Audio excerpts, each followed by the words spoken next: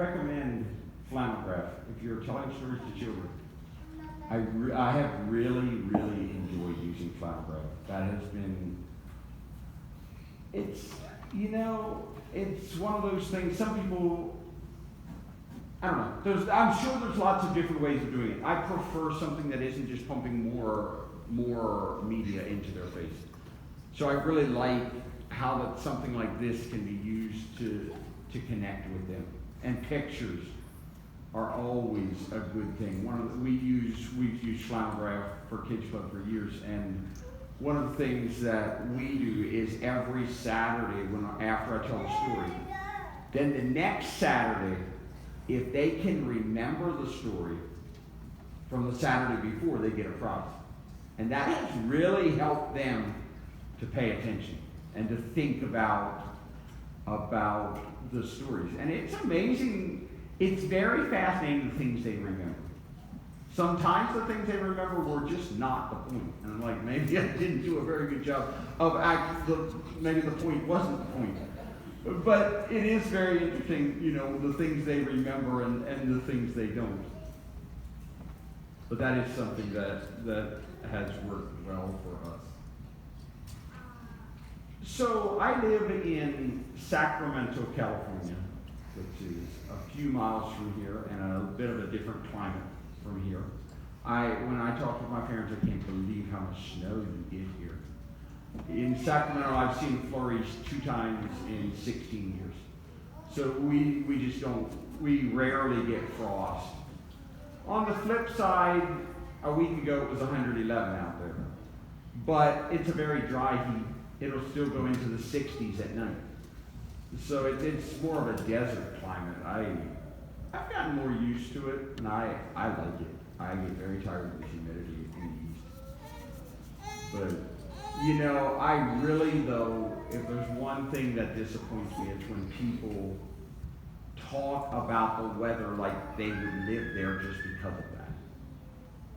I really would recommend you not make a location change or make you live somewhere just for whatever the weather is. I don't think it's worth it. Make something else more important. So this is the area. When I go to different areas, I like to see the area that I'm around. It's always interesting to me. This is the area that we live in. This is the red line is the apartment complex. The white arrow is the house, the building that we live in. We live in the downstairs, and we live here. There's an apartment above us. There's an apartment over here beside us. There's an apartment above them. Then there's a sidewalk just on the other side of the sidewalk is another apartment building, and just on this side is another one, and we're packed in there. Interestingly enough, this is right around 33 acres. How many people can you fit into 33 acres if you decide to? Kind of interesting. I'm sure that we probably don't have the highest population in 33 acres, but it's probably a little bit higher than it is here. So the population in those 33 acres is over 2,000 people. I've asked the apartment complex manager, so how many people live in Logan Park Apartments? He said over 2,000. So this 33 acres can hold over 2,000 people. So how does that compare to the area that I'm in right now? How many people live in Guy's Mills? Anybody know? Google says you have 118 people. I said that means that when Faith Builders has Teachers Week, you double your population. Kind of interesting. So the zip code that I live in is 95842. And that zip code has almost 8,000 people per square mile. Anybody want to guess what the 16327 zip code has per square mile? Google says 45. So yes, it's a bit of a different place. I live in a bit of a different place than here. But I've also found that there are similarities in any place that you live. And I think that the opportunities, yes, I feel like I have more opportunities just because of the sheer number of people. And because of the ease of learning to know them. I can, when I stick my head out my door, I can meet my neighbors. It's a little bit more difficult when you have to drive out your lane, drive to somewhere else, drive in their lane, look where the dog is, go knock on the door. It's a little more difficult to learn to know your neighbors. And that's been a blessing for us. It's just being right there with them forces me or encourages me to learn to know my neighbors. I'm thankful for that. It's been good for me to be pushed into some of that. But I've also pondered, so I've been out there about 16 years. We moved into Logan Park Apartments when we got married almost 10 years ago. And I've thought a lot about my neighbors and who they are and how I relate to them and why I do what I do. So, why do you do what you do? I don't know what a lot of you do for work. Why do you do what you do? A lot of people would call me a teacher. Well, why do I do what I do? And there's a lot of different answers we could give to that. Some people would say, well, I was born that way. This is just always what I've done. Other people are going to say, I like what I get from it. I enjoy seeing the light in children's eyes when they get a concept. It's part of what keeps me coming back. I'll be honest. That's part of what I enjoy about teaching. So I hope that we get something out of what we do. Some people will say, there are a few of us who get to say, it's what I've always dreamed of. Some people might say, well, my spouse makes me do it. Or he encourages. Some people might say, well, I don't really know. Some people say, well, it's what I enjoy. And some people might even say it's what God gave me. Those are all probably valid reasons. But I tell people that for me, the reason I do what I do is because it's my job as a steward.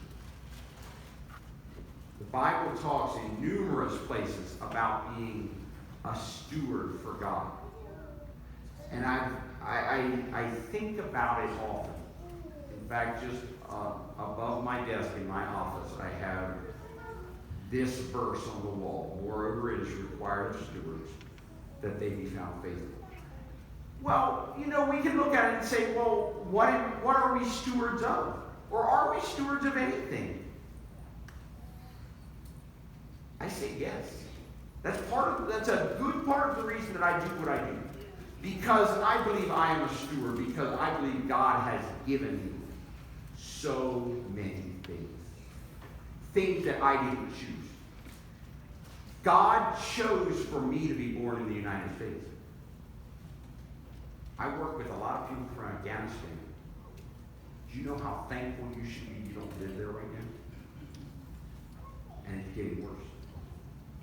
You have been given an incredible gift by being born in the United States, and you didn't choose that. I didn't either. Is it possible that God would say, I'm giving you that as a steward, use it well? I was born into a Christian home. Most of you were. Is it possible that God is saying, I gave you that gift, use it well? I was born into a stable family where divorce was never on the table. I didn't choose that. God gave it to me. It was a gift. Most of you were born into families like that too. Is it possible that God is saying, use that well? Because I've given you a gift. I believe God is telling us that. To use what we've been given well. We've been given so many things. I realize that I've been given the gift of good relationships. I have thoroughly enjoyed this weekend, being able to see relatives and family and friends that I haven't seen in quite a while. And I talk to my neighbors and say, are you going to go to a family get-together over Christmas? No, my cousin and I don't like each other. My mom and I got into an argument. My uncle said he'd kill me if he ever sees me again. And I realized what I've been given. Are there any ladies here who are dating right now?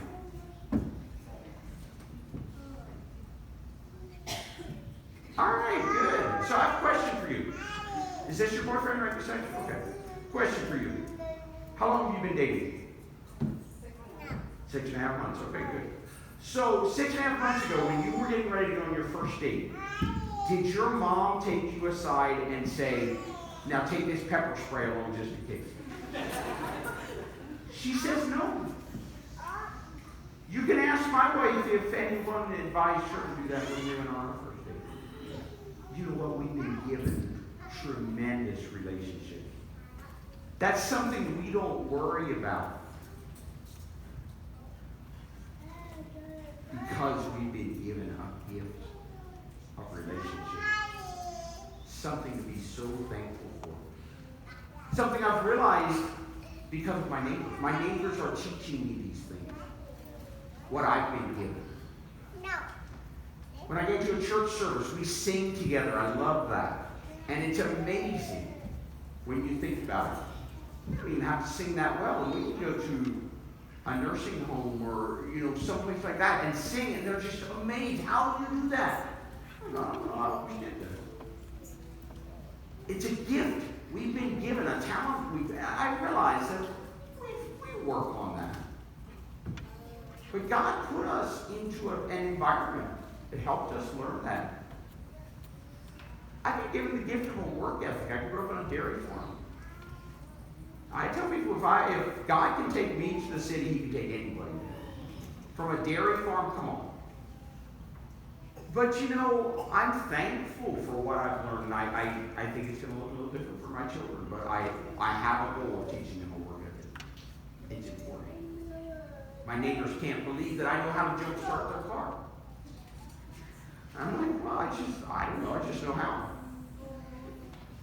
We've been given the gift of safety. Been given the gift of community. 2 days before I came, we left on our trip, I get a text from someone in Utah, one of my friends. And he said, I've got several friends who are coming through Sacramento. Can they spend the night at your place? I said, sure. But I said, I'm going to be gone. I said, they can use my house anyway. So my neighbor came over. I talked to my neighbor before I left, and I said, hey, we're going to be gone, but I'm letting you know there's going to be people spending the night on Saturday night. She said, who is it? I said, I don't know. She said, what? I said, no, I never met him. She said, is that okay? So, yeah. I said, you have to understand. I talked with one of my friends. And I said, I would trust him with my life. He's a good friend. And his friends of his. And she can't fathom it. She just can hardly wrap her mind around the fact that I'm totally comfortable with that. And if I were home, I'd have no problem with them staying with my family. That, that's unknown, almost, outside of the Unbaptist. It's a gift we've been given. We've been given a gift of boundaries. We know how to set boundaries, and we know how to set boundaries for our children, and we know how to just live in boundaries. It's a gift. We've been given the gift of education. I tell people, they can't understand. When I try to describe the school I grew up in, I was homeschooled most of my life, but when I try to describe the church school, they can't hardly get a hold of the idea. I tell them, if you didn't learn to read, it was because you were not capable. All effort was made. We've been given that gift in our communities. Now that we've been given all of those things, how has being a steward changed you? You are a steward of a lot of these these things just like I am. How has that changed you? Or does God change how I do things? 1 Corinthians 10:31 says, whether you eat or drink or whatever you do, do all to the glory of God. I have been challenged with that. Just the fact that Paul doesn't say anything big here. He says eating or drinking. You know, that seems fairly commonplace. Whatever you do it to the glory of God. Know why you do what you do. That's something I encourage people. Don't just do things because you did it. Know why you do it. Do them on purpose. And you don't always have to understand perfectly why you do it, but do it intentionally. There's no point in doing it halfway and saying you care. Do things on purpose. Something else that has been helpful for us is leveraging our strengths well. Our culture brings certain strengths to the table that we can use. Children are a tremendous strength. I love worshiping with my children, going to church together with my family. When I walk into the local Baptist church, they say, well, child care is over here, you know, you can go ahead and go on in, but your children. I said, no, I worship with my family. And I like that in our churches. I can take almost any Anabaptist youth who come to visit me or come, and they know how to work with children. Because they're such a part of the fabric of our culture. Use that strength well. It gives us tremendous abilities in the area of kids' classes. Cooking. How many of you ladies know how to make chocolate chip cookies? I know, that seems fairly simple. Well, you know, I can line up my neighbors out the sidewalk for my wife's chocolate chip cookies. Cooking is a strength we have. Use it. Think about how you could use cooking to learn to know your neighbors.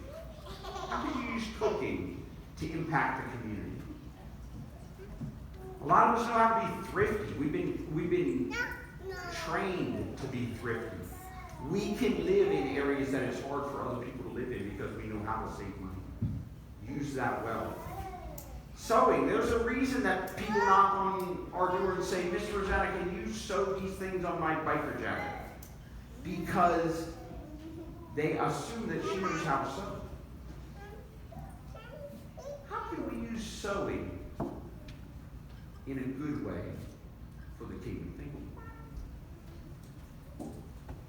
Hard work. We've been given the gift of hard work. Use that to impact your community. How can you use that? There are so many different ways that a lot of us have our own businesses. How can we use that to impact our community? A lot of us have pickups. What if somebody needs help moving? You know, just a lot of things that we can do if we do it on purpose. And that's been just a challenge for me and a blessing.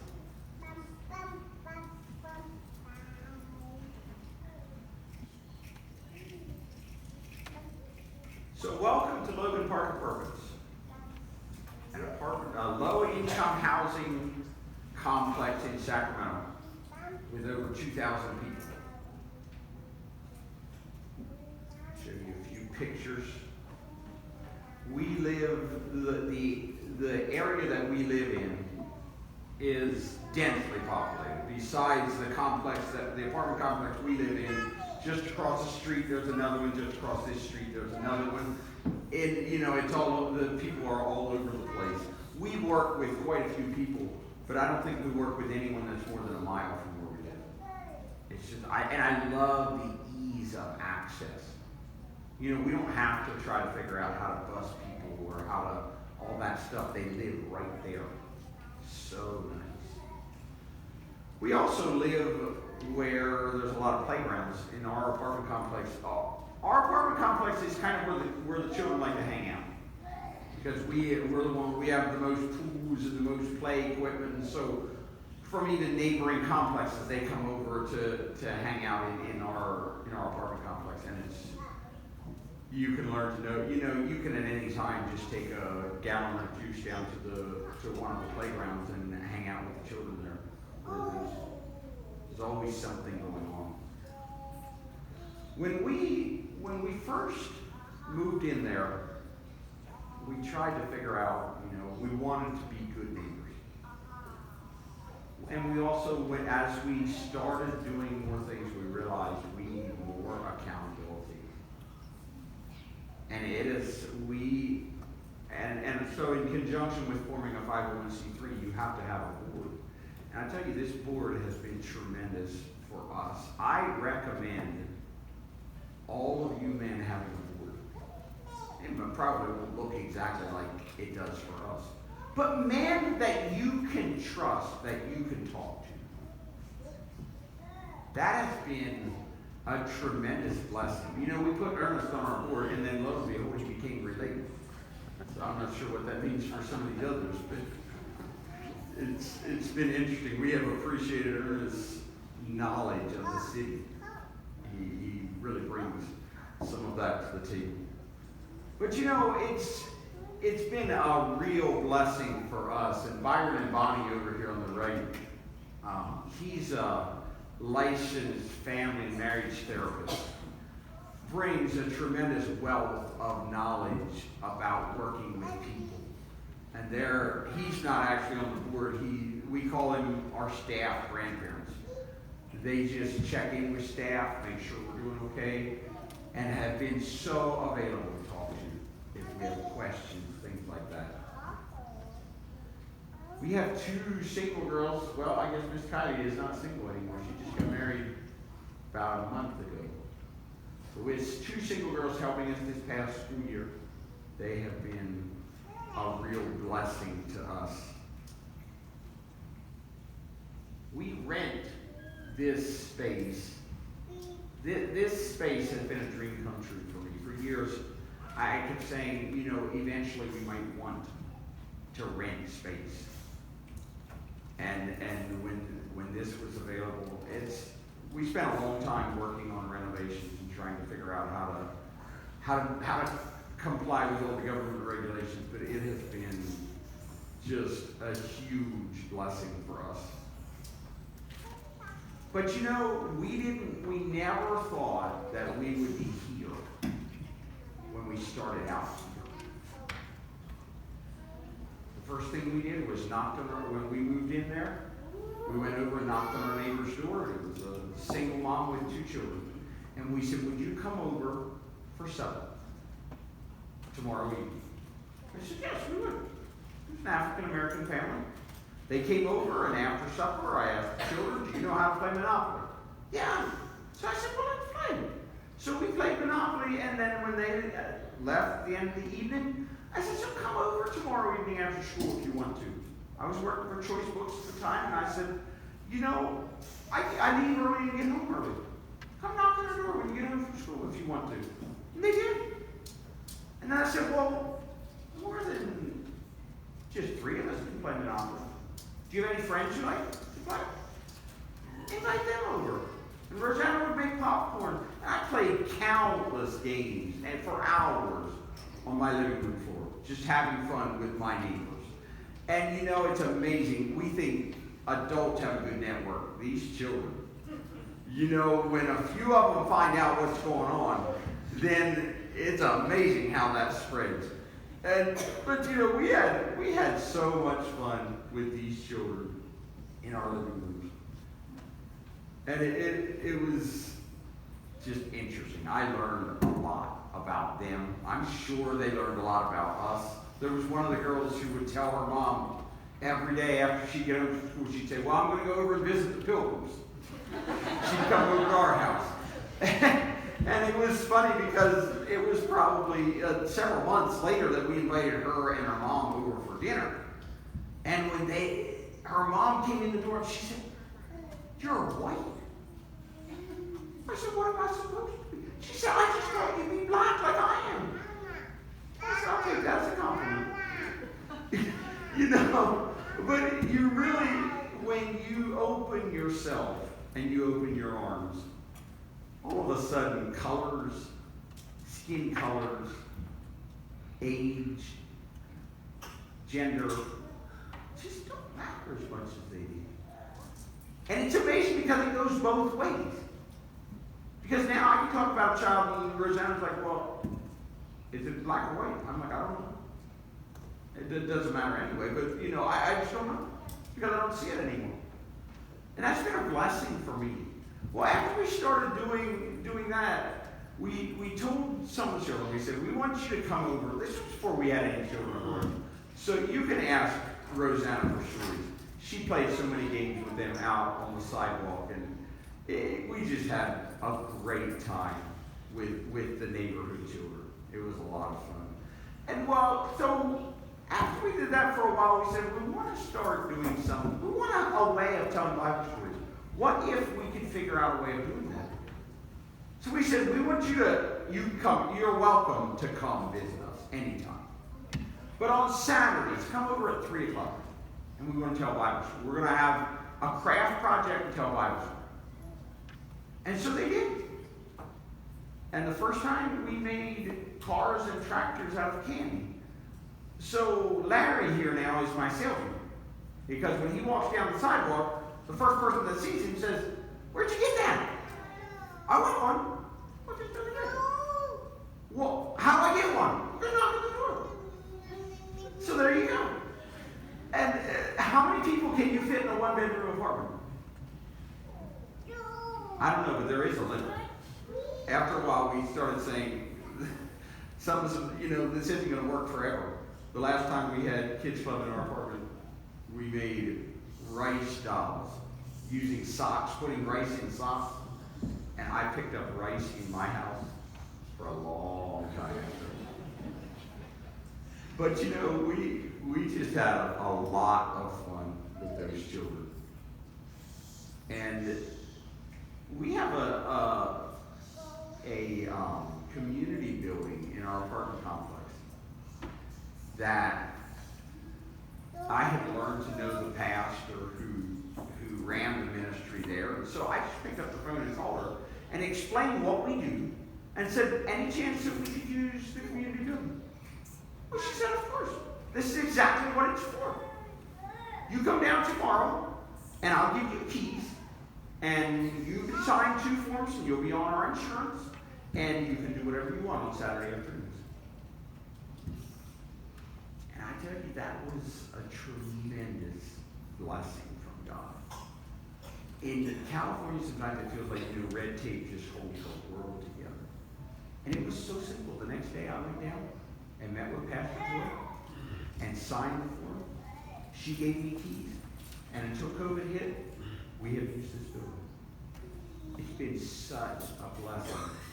I also realized that sometimes you have to just go out and try things. And I've been so thankful. Like, I had no idea what her response would be when I called. But I was so thankful I did. So on any given Saturday until COVID, you could see this many children outside waiting, or you might see 6 times this. It just... And when you put your mind to it, what are things that you can do with children in Kids Club? There's just, the sky's the limit. There's so many different things you can do. Pinterest is just a wealth.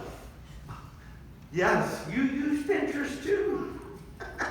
It's a wealth of information for something like this. It really is. How many of you have made ice cream in a Ziploc bag?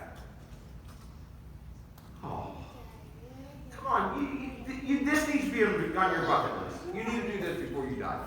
So you take a Ziploc bag and you put your ice cream ingredients in it. Then you zip it shut. You throw that into another Ziploc, a bigger Ziploc. And then you pour salt and ice into the other Ziploc. And then you just zip it shut and you shake it until the ice cream freezes. And it's so much fun. We do it on the tennis court every year. It's so much fun because, the children are like, look, it's getting hard. It's so neat to watch them having fun. And it's great because at the end you have something good to eat too. But it's, those kinds of things are things that make memories. And then you can sit down with them on the blankets and say, so what's your summer looking like? Are you involved in summer school? Are you thinking about, are you going to visit your dad or somebody else of your relatives? What's happening? And I have the privilege of taking these children and telling them Bible stories. That is a privilege to me. One of the things that has bothered us for years is the number of people in the apartment complex that feel so entitled because they're so used to having everything given to them. And you get tired of that after a while. And so one of the things that we do almost every year is we buy things to put school kids together for Christian Aid Ministries. And then on a Saturday, we have the children help us pack them. And at the end, I show them pictures of where these school kids are going. Haiti, Liberia, Kenya, wherever they're going. Syria now, actually. And I asked them, so does your school look like this school? Does your school have bullet holes in the walls? Well, of course not. I tell them, you are not the poorest person in the world. And besides that, you can help other people. You can make a difference. And they can hardly wrap their minds around it. I told them one time, I said, in this country of Haiti, I said, if the corn doesn't grow, they die. Like, literally die. And one of the boys said, where's the government?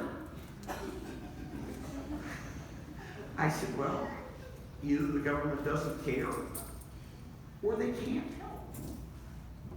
But it's so hard for them to understand that concept, some of those concepts. And I don't know that this fixes everything, but it does give me a chance to say, you know what? You can make a difference. And you are not the poorest person in the world.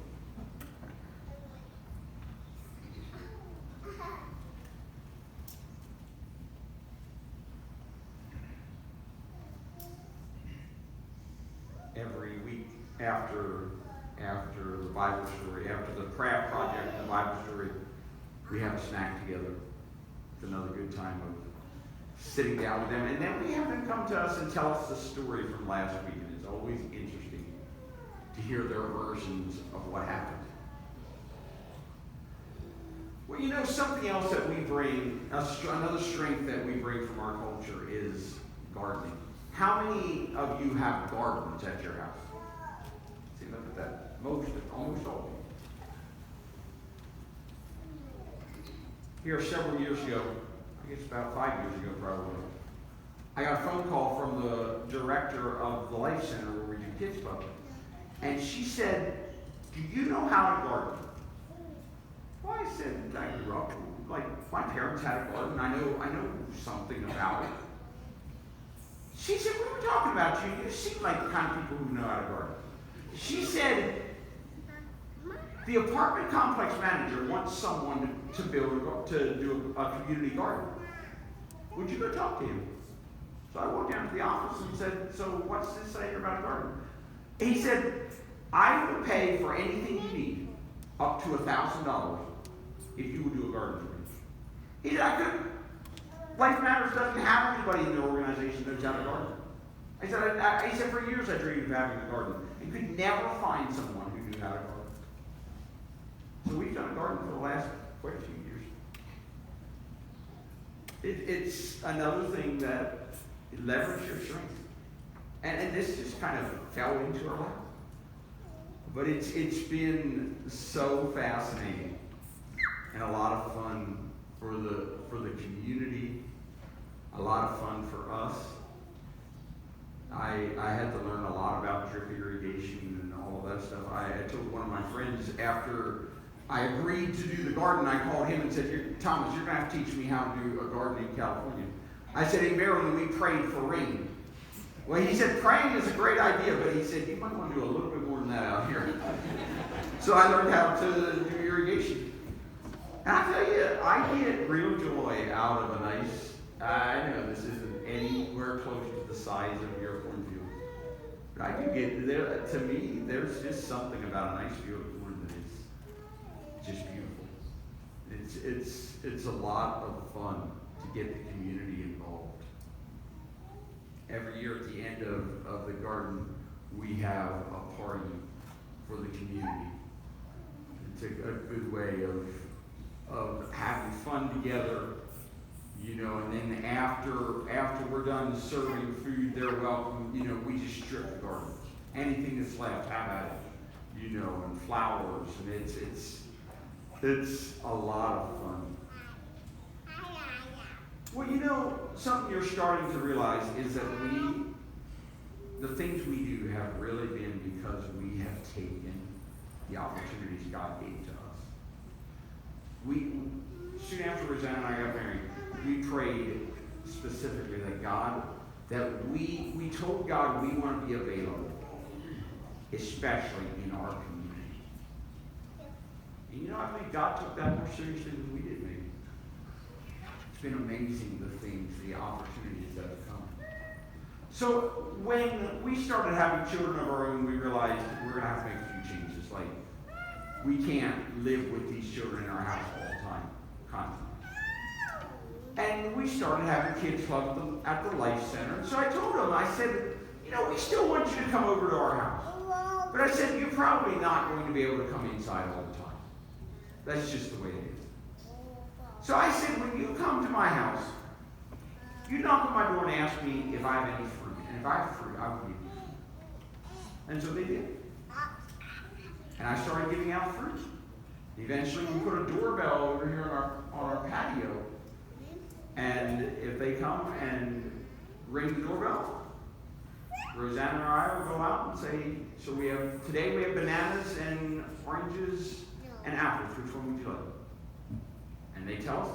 And it gives us that little connection to keep up with them throughout the week. And I tell people that I solve significant problems right here.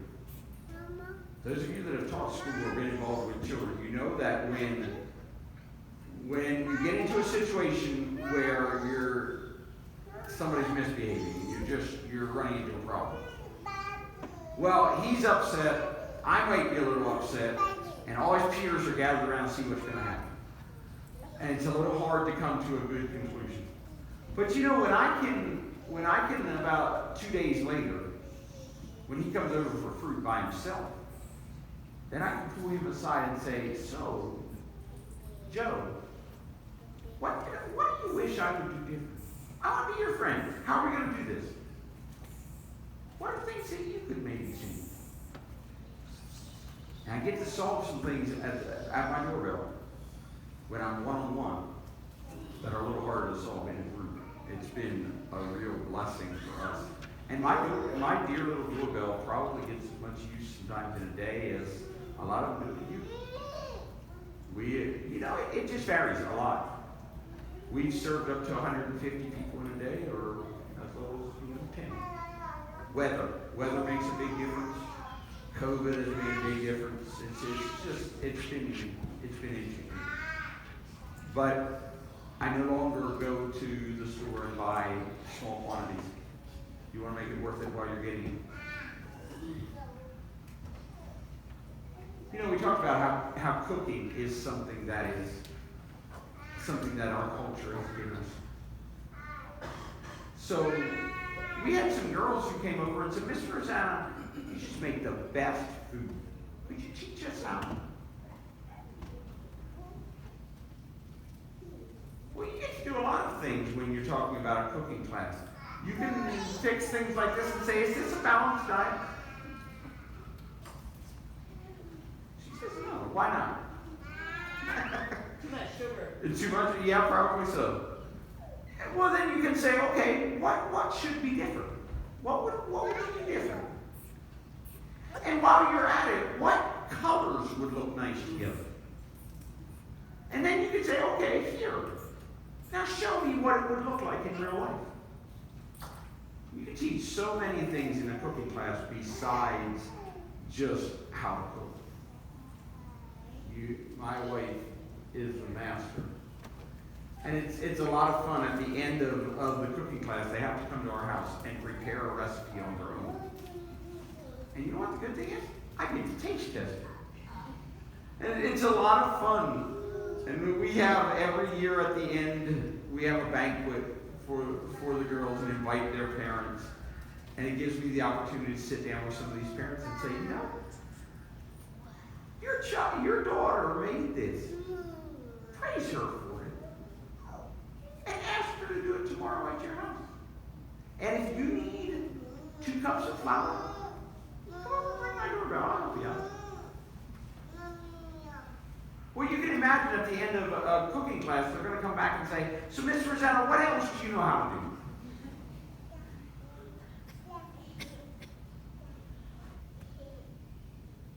Sewing classes have been very interesting.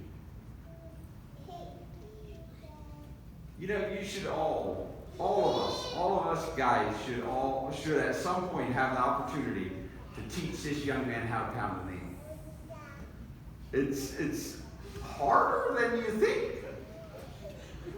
And it's very interesting. Yes, you know, we battered a few fingers. But it's good for them. And it's very interesting to hang out with them and talk about these things. It gives them maybe a window into my world and gives me a window. You know, I continue to learn more about their world. And it's neat, the things that you can come up with. You know, for years I was bothered by the fact that there were children that I knew who were in 4th, 5th grade who didn't know how to read. It just bothered me that they didn't know how to read. What are the chances of a 4th grader who doesn't know how to read becoming anything? Like really ever getting a job? Ever doing anything in life? Not very good. And I kept saying, how can we do something for these people? And finally, I just said, you know, I think we're just going to try something. So we went and visited the places where we knew that there were problems, where there were struggling children, and said, hey, we want to work with your children. And it's been very interesting. I've learned a lot of things. But it's been good for me. I taught school for 5 years, so I have a background in education. And I feel, you know, it's something that's important to me. But about the time we started doing that, there were a bunch of Afghani immigrants who started moving into Sacramento. We started seeing some of these Afghani children showing up at Kids Club.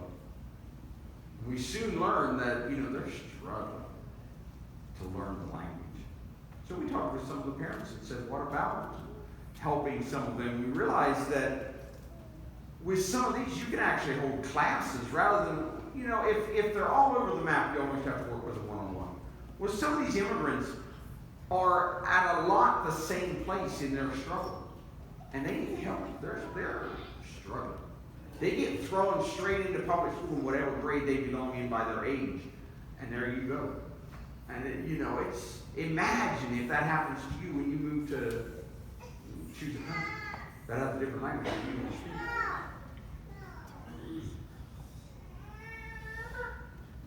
Well, you can see that when you start something like that, there's not really a good ending place. It grows. And interestingly enough, at the same time, one of the Afghani men came to us and said, would you teach my wife English? I had never thought about teaching adults. I've always worked with children. We had a girl who was helping us, and I asked her, I said, would you like to teach adults English? She said, I'd be interested in trying. So we said, yeah, we'll try it. And he said, my wife cries for hours every day because she can't get out of the house. She doesn't know where she's going. She doesn't know how to go shopping. She can't do anything. She's stuck in the house. She doesn't know anybody. And she's stuck. He knew some English from having worked with the U.S. military in Afghanistan. That's why they were able to come over. But his wife just knew nothing. So I went out and bought a whiteboard, and we started on the floor of an apartment doing English. And that went from that to this, to doing babysitting while the ladies are in class. And here you go again.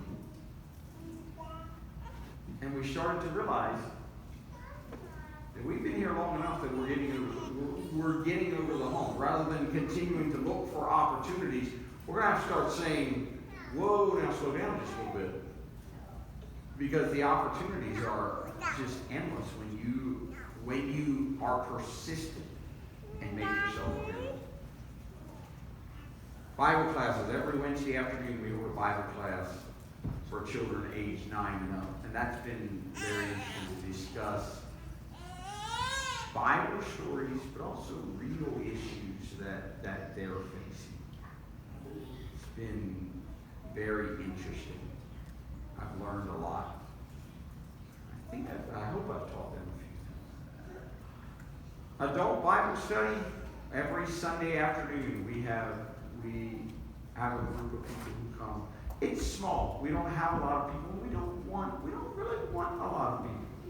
I'd rather have a few people who are actually interested in God than a bunch of people who come just for the fun of it. So it's been very interesting. I've learned a lot from these ladies, and one of the things that I've realized is that for most of these people, they have never had someone pray for them.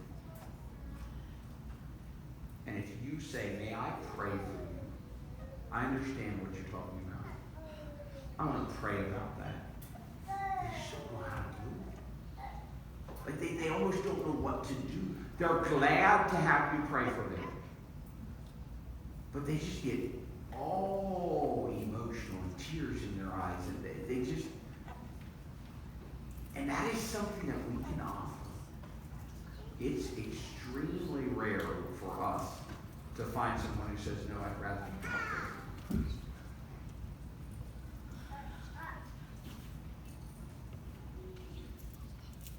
So sometimes you can see all the people, but you fail to see each person. I'll talk a little bit about individual people here. Marion is a young man who came to tutoring one day and sat down with Miss Heidi and said, so Miss Heidi, do homosexuals go to hell?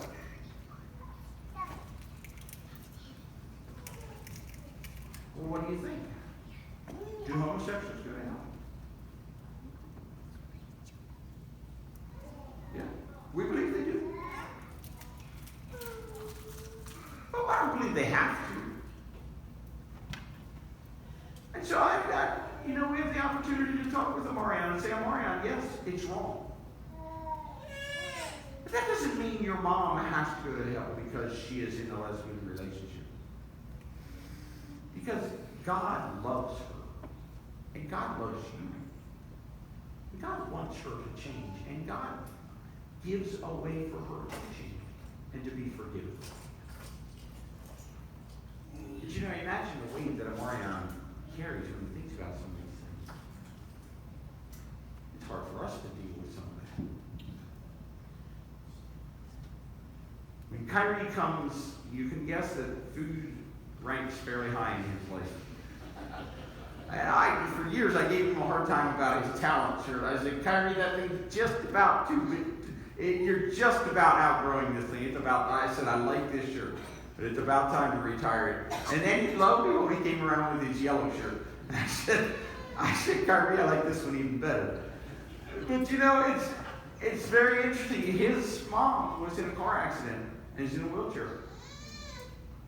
And so his grandma helps take care of them quite a bit. But they love to garden. Kyrie and I can talk about tomatoes. They grow tomatoes on their patio. It's very interesting.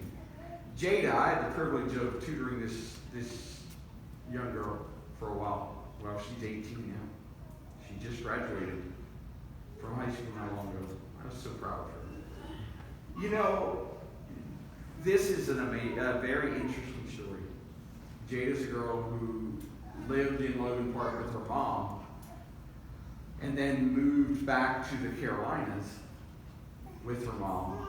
And things weren't going well, and she and her mom got into a scrap, and so she left. And she took the Amtrak all the way from the Carolinas back to Sacramento when she was, I think, 14. And ended up back here in Logan Park, found a family to take her in. Police were looking for her, nobody knew where she was. She came over for free. And I kept telling her that. I said, there's something going on here, because when I ask her questions, she's really, really careful about what she says. Well, eventually, I learned more of the story, and she eventually turned herself in. And the police actually looked at it and said, you know, you're probably doing better where you are than with your mom. So as long as we know where you are, and you're doing well, you can stay there. So she just recently joined the Navy, but until then she was living there in Logan Park. And when she would come down for tutoring, I helped her with her math and English, but we talked about a lot of things. You know, everything, and she's biracial, so I would ask her, I said, so, do you experience racism from whites? What does this look like? And I'd ask her questions like that, and then she would ask, you know, she would say, I just don't think abortion is wrong. And we talked about things like that. It was very interesting. It did me a lot of good to think about what do I think? And do I just think that, or do I have a reason for thinking that because of Scripture? Niger and Nehemiah, these young men, when they were, I don't think they were even in daycare yet. They went, they got dropped off at daycare, and their mom never came back. So they ended up in the foster system and were eventually placed with their aunt, and ended up living in Logan Park. What do you think Niger and Nehemiah have to think about when they lay down at night before they go to sleep? Imagine what abandonment like that from your mom would feel. Remember, you've been given a gift that didn't happen to you. Zykeira, all of their stories I could tell about this young lady. She doesn't live there anymore. She was so much fun. If she was having a good day, it was going to be a really good day. If she was having a bad day, it was going to be a really bad day.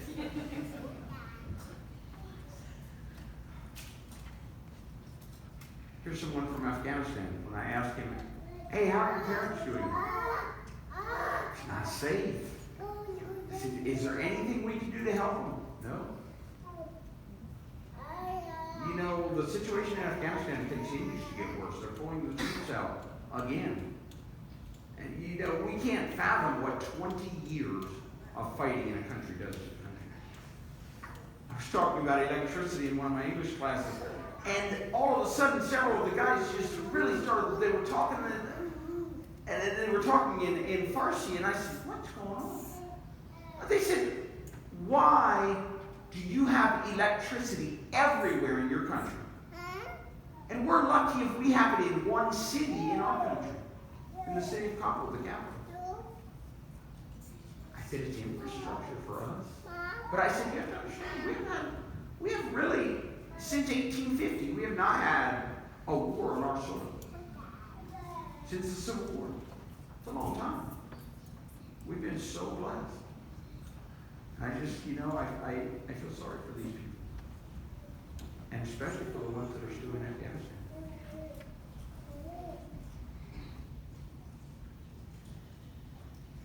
I've been so thankful that God has allowed me to live where I do and do the things that I do. I was thinking about what things might look like for you if you were to think about a more urban area. I don't have a lot of answers. I don't take anything I say as the gospel. Take it lightly and think about it, and if it's a help, that's great. If not, that's fine. I will be careful not, I have opinions. But that doesn't mean that it's a good idea to do it just because it's my opinion. I enjoy working with African Americans. I've gotten used to living in low income housing. I enjoy that. I think the opportunities in low income areas are tremendous. But I think it also depends what the goal is. Because I also know that Urban Mennonite Ministries in Baltimore is in a much more upscale neighborhood, and they've done really well there. But one of the things that is really important, has been really important for us, is location. Think about what you want to do and where you might live. Don't live here and start a mission in Erie. Please don't. Move there. We have gotten so many benefits from being there. If you come to visit me, the community is much more likely to steal from you than from me, because I'm part of the community. You're not.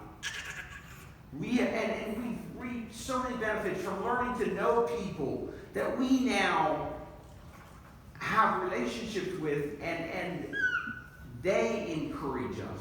We have a girl coming to Bible study right now who, when we started doing Kids Club, came to Kids Club, some of our first Kids Club. And she has talked about it. She's like, when we were growing up, we had you guys to come to. And I feel like we just did a Kids Club. You know, we always felt like there were so many more things we could have done. But she's like, you were such a help to us. And now she comes to Bible study. But unless you are plugged into a community and are there longer term, it's not going to happen. You have to live there. You have to be committed there for a length of time. Children are part of our culture. We have tremendous strengths with children. That's something that you can think about. But if you're moving into the city with children, plan for what that will look like too. You know, our children, we don't expect our children to be out of our sight ever. You know, at least they're at their age. We do things with our family. If they're going to go to the park, we're going with them. If they're going to do anything outside, we're going to go home. You know, we have a few neighbors that we trust. You want to be really careful and give real good thought before you let your children go into other people's homes without you. You want to really think about that, and that's something that amazes me now. See, I grew up like you're living. You know, I grew up on a dairy farm. But now I come back and, you know, after church, the children just, like, where are they? Home. And sometimes I think we could do better in our own churches. I'm disturbed when I hear about abuse cases that happen in our churches. And yes, the perpetrator is wrong. But sometimes I wonder, we as parents hold some responsibility for not knowing where our children are and what they're doing. Unsupervised children tend to get into things.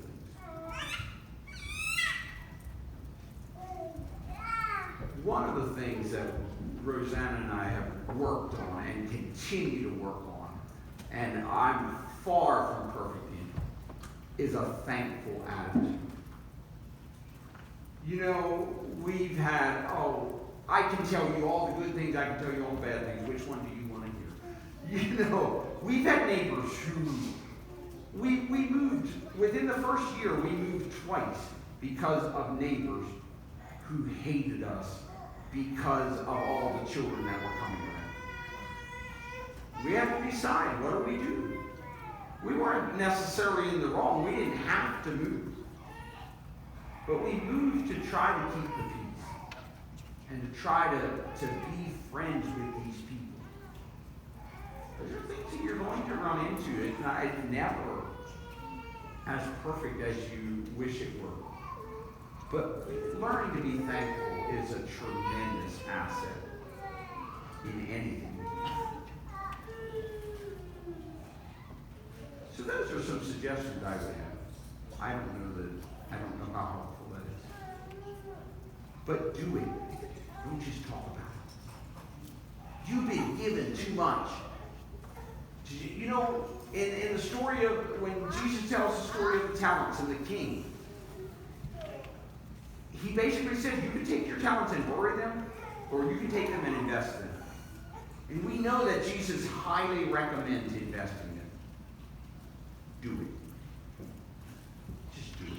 You've been given too much. You cannot invest.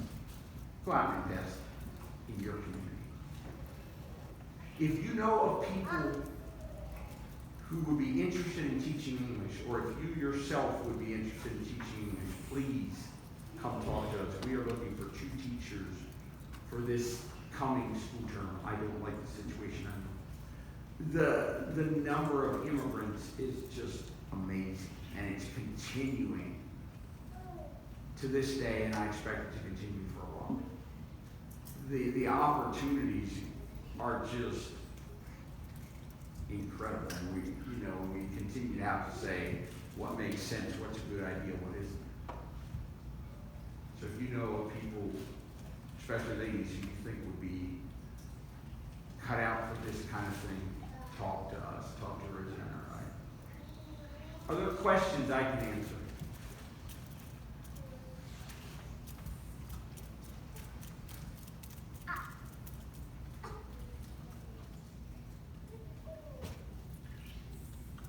Was it that boring? Do you ever have a time where your children fight and they get in trouble and you have to talk to their parents like legally? Do you ever get into that? Where something happens or a kid beats up on the other kid? We've had a few fights in the Life Center. It was only about twice where, it was actually a knockdown fight where I didn't get in the middle of it before it got really bad. We have never had a case where it's gone to the police, and we've had to deal with that. But yes, I especially if someone is bloody, or if there's marks, it's a good idea to take them to their parents and explain what happened. Just to make sure that they know what's going on. Do you have consequences for that? Like when a child does that? Oh yeah, I kick them out. See, I can do that because everyone walks to the Life Center. So I can actually say, look, I'm sorry, you're done. We'll see you next week.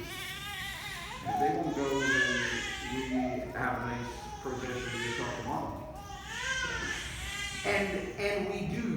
We hold up enough leverage to give us some advantage. I tell you, when you come to my house for fruit, it's not happening this week. Unless you're going to listen. So I've got a few things in my back pocket that I can use to leverage some of those things. But I try hard if I see things escalating to get in the middle of it. Get in the way before they start hurting each other. That's something that I learned. I've done some work in the public school, and that's something that I learned. Use your body. For me, if they're trying to get in the way, if you use your hands, you can leave marks if you grab somebody. If you use your body, they run into you. You're not leaving marks.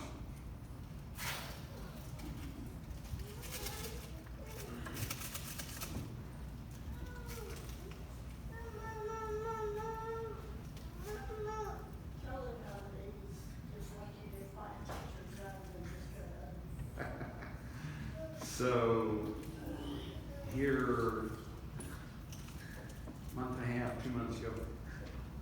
One of our teachers was planning on getting married, and so we were looking at their class, and I said, they know enough English. There are some of the students that have been with us the longest. They know enough English that I think we're not going to offer class for them next year. So I said, just, mention it sometime in class that you're getting married. This class will be offered. The next level class will not be offered next year. And Miss Kylie texted me and said, we're fixing to have a revolt down here. You might want to come down and talk with these people. They are not happy, and they want to talk to Mr. Laverne. Because she said, I told them what you said, and they said, who decided that? And she said, I said, Mr. Laverne. We want to talk to Mr. Laverne. So imagine, here comes Mr. Laverne walking into this room full of Afghani ladies. They all stand up and I say, so what's happening? We want class next year. I said, why? Because Miss Kylie, good teacher. Miss Clarissa, good teacher. You good teacher. Miss Rosanna, good teacher. You take care of our kids. We like it here. I said, you can go to college. You've got options in the community. No, you take care of our kids. You good teacher. We come here. Well, I said, thank you. I said, I appreciate that. But I said, I want to help you, and you, and you, and that person. And I said, too many. Find more teachers. I said, that's hard. It is very difficult. But I said, I will try. And I said, I will pray. And we left it at that. And they said, thank you, teacher. And then it's very interesting. And I love these people. They bring richness into my life. I've learned a lot from them.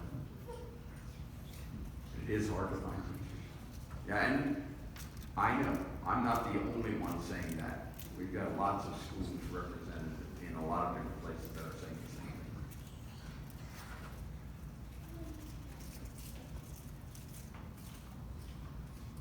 Thank you for allowing me to be here. Thank you for coming. The one thing I want you to remember is that each one of you have neighbors, just like we do. You might not have quite so many, but you have neighbors too. That means you have opportunities to take the talent that God has given you and invest them in your community, whether that's here, whether that's in Erie. You have opportunities. Use those opportunities. Don't let them